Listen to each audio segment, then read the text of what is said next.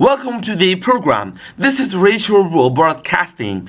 Coming up on the show, the illegality of public schools holding evening study sessions during the compulsory education. In the latest decades, the practice of public schools imposing evening study sessions upon students during the compulsory education phase has long been becoming a notorious phenomenon.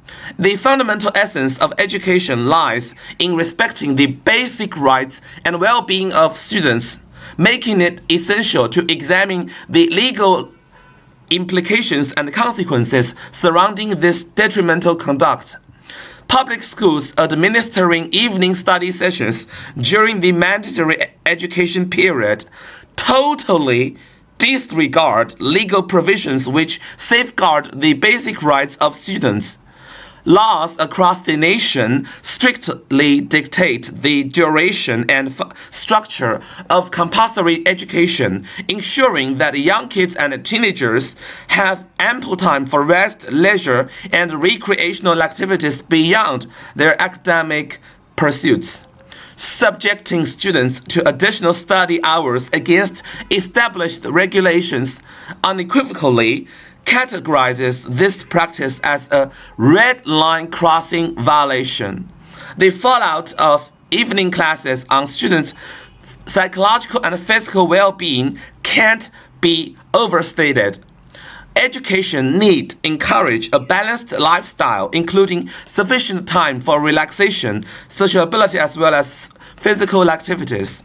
These evening lessons have deprived students of critical leisure time, contributing to mounting fatigue, stress, and heightened levels of anxiety.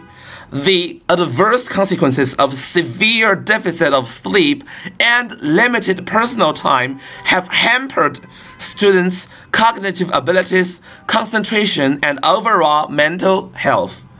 Conducting evening classes exacerbates educational inequality and incites discrimination. Students from disadvantaged backgrounds lacking access to rich resources like private tutoring are disproportionately affected. Furthermore, these additional study sessions require a financial contribution, laying an extra financial burden upon families which have already been struggling. In recognizing the legal violation, which is to a highly grave extent by public schools executing evening study sessions, it's imperative that parties concerned address the consequences and propose remedies. Legal measures such as fines and penalties must be immediately in place to punish such practices in accordance with relevant education laws.